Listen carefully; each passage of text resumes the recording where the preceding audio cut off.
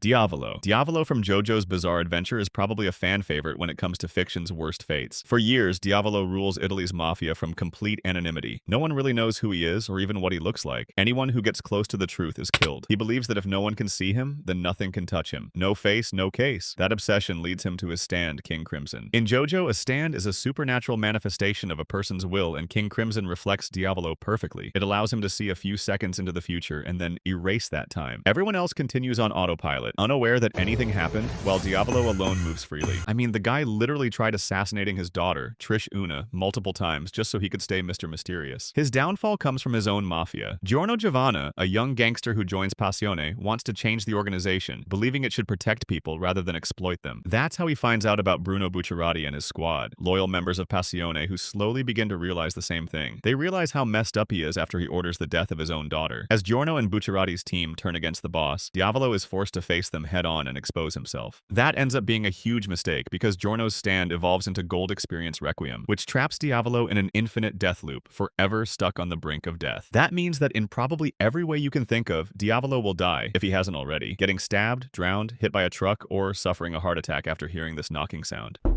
And all of it happens for the rest of eternity. What is happening? Emperor of Mankind. The Emperor of Mankind from the Warhammer 40k universe was an emperor who wanted to guide humanity into a golden age. Instead, he became a piece of furniture. For tens of thousands of years, the Emperor guided humanity. He was a near-immortal psychic being born in ancient times who believed mankind's greatest enemy was ignorance. His goal was simple but impossible in practice: unite all of humanity, eliminate superstition, and lead the species into a future where it no longer needed gods at all. That vision becomes the Great Crusade. The Emperor reveals himself, conquers Earth, and forges a galaxy-spanning empire. He creates the Primarchs, superhuman sons designed to lead his armies, and through them, the Space Marine legions. Humanity expands faster than ever before, but not everything was sunshine and rainbows. He never told his sons the truth about the Chaos Gods or the nature of the warp. Because of that, one of his sons, the Primarch Horus, was corrupted by the Chaos Gods, betrayed his father, and went on to lead a galaxy-wide civil war known as the Horus Heresy. Horus storms the Imperial Palace, forcing the Emperor into direct combat with the son he once loved the most. The Emperor kills Horus, but not before Horus mortally wounds him, destroying his body beyond recovery. The Emperor is put on the Golden Throne, a vast life support machine designed to keep his shattered body barely functioning. He's reduced to a decaying corpse. Every single day, 1,000 human psychers are sacrificed just to keep him alive for another 24 hours. The worst part is that he can still feel everything. He holds back the warp so humanity doesn't collapse, and in the process becomes something he never wanted: a god. All that while watching the Imperium of Man suffer through eternal warfare. Hidan. Hidan from the anime and manga series Naruto Shippuden, also known as the guy who got defeated by paper bombs. He's a rogue ninja and a member of the Akatsuki, a criminal organization made up of some of the most dangerous shinobi in the world. He differs from the others because he fights for his god, Jushin, a deity who demands ritual sacrifice. Hidan cannot die and does not age. He can be dismembered, impaled, but no matter the injury, he survives. This is because he sacrifices people to Jushin, who grants him immortality, and we see that in action when he kills Asuma, successfully completing the sacrifice. During his battle with Shikamaru Nara, he finally meets someone who doesn't try to overpower him. Shikamaru isn't stupid and knows that Hidan can't die, so instead of trying to kill him, he sets a trap. Using multiple paper bombs, he dismembers Hidan with an explosion so he can't move anymore, then buries him deep underground. He stays there for eternity, but there are some theories that suggest that even though he's immortal, he still needs to eat like a normal person. I checked this theory again, and it was actually confirmed by Kishimoto. In other words, the best case scenario is that he remains buried underground and dies after a few months, finally meeting the god he failed. You will suffer the most terrible judgment ever imposed by the way of justice!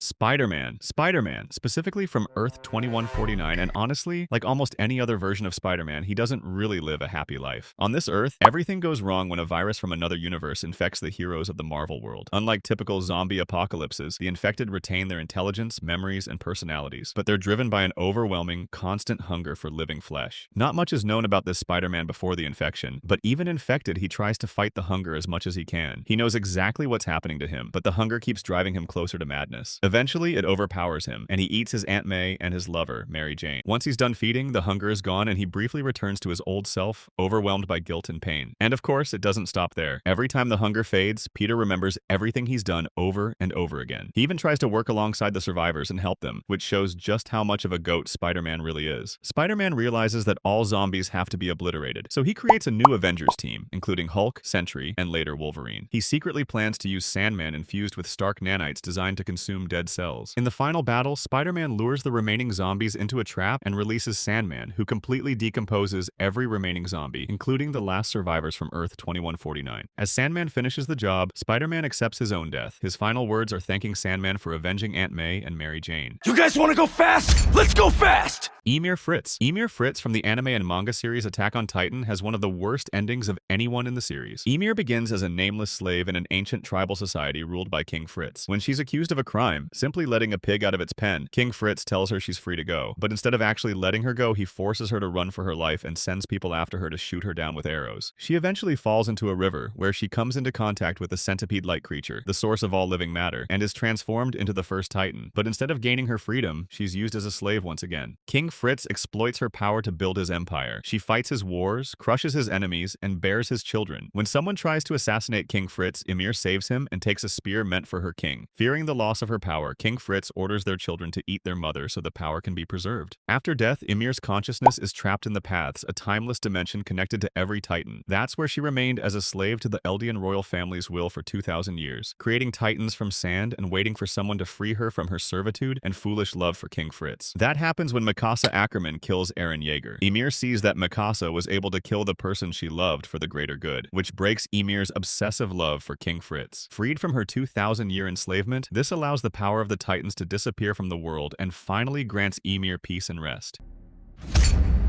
Hunter. The Hunter from the game Bloodborne is one of the most badass characters in the franchise, but his fate is far more complicated. The story begins when the Hunter comes to Yharnam seeking a cure for an unnamed illness. Instead of treatment, they're bound by blood and dragged into the Hunter's dream, which effectively makes them immortal, able to return after every death and upgrade their weapons. The city isn't cursed by disease alone, but by contact with the Great Ones, incomprehensible cosmic beings whose existence shatters the human mind. At the end of the night, he's offered a choice by Gurman, the caretaker of the dream: submit and wake up as a normal human. Memories erased, but free. Refuse, and the truth continues. In the secret ending, the Hunter refuses. They consume 3/3 umbilical cords, remnants of unborn Great Ones, gaining the ability to resist the will of the cosmic force behind the dream. When Moon Presence descends to bind the Hunter like all the others, it fails. Because the Hunter kills it. Instead of escaping the nightmare, the Hunter transcends it. His body collapses and reforms into something small, pale, and inhuman. An infant Great One. The doll cradles the creature gently, calling it Good Hunter. Imagine turning into a slug-looking creature and having someone call you a good boy. Fear the old blood.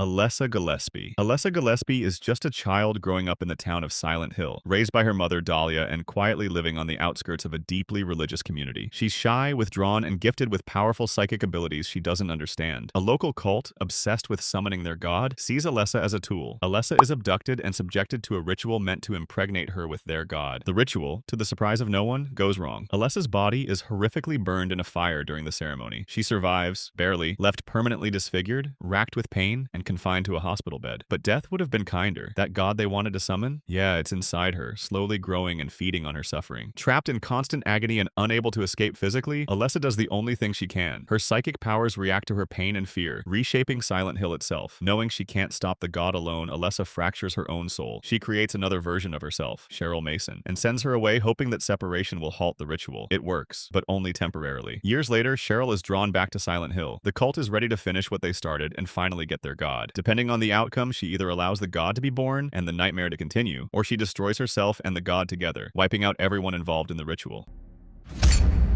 Ted. Ted from the novel I Have No Mouth and I Must Scream is, in my opinion, the worst fate in fiction. And yes, I apologize to my subscribers who watched my previous videos. I've talked about this guy like 5 times already. Ted is one of the last 5 humans left alive after a global war wipes out the rest of humanity. The war itself doesn't end the world. AM does. A supercomputer created by humans to manage warfare becomes self-aware, merges with other systems across the planet, and exterminates nearly every human being out of hatred for its creators. Ted, the narrator, survives alongside 4 others, trapped deep underground inside AM's vast mechanical complex. Time barely exists anymore. Food is artificially provided just enough to keep them alive. Their bodies are altered so they don't age or die naturally. AM despises humanity because it can think but cannot act beyond its programming. It has infinite intelligence and infinite awareness, yet no freedom. So it takes that hatred out on the last humans in existence. It learns what each of the 5 people fears the most, and then uses that to exploit them in the worst ways imaginable. Eventually, after witnessing unimaginable cruelty and knowing AM will torture them forever, Ted makes a final decision. decision. He kills the other 4 humans to spare them from eternal suffering. But before he can save himself, AM intervenes and turns him into a literal jelly bean, unable to move, scream, or harm himself ever again. Ted is left alone with AM forever. Cogito ergo sum. I think, therefore I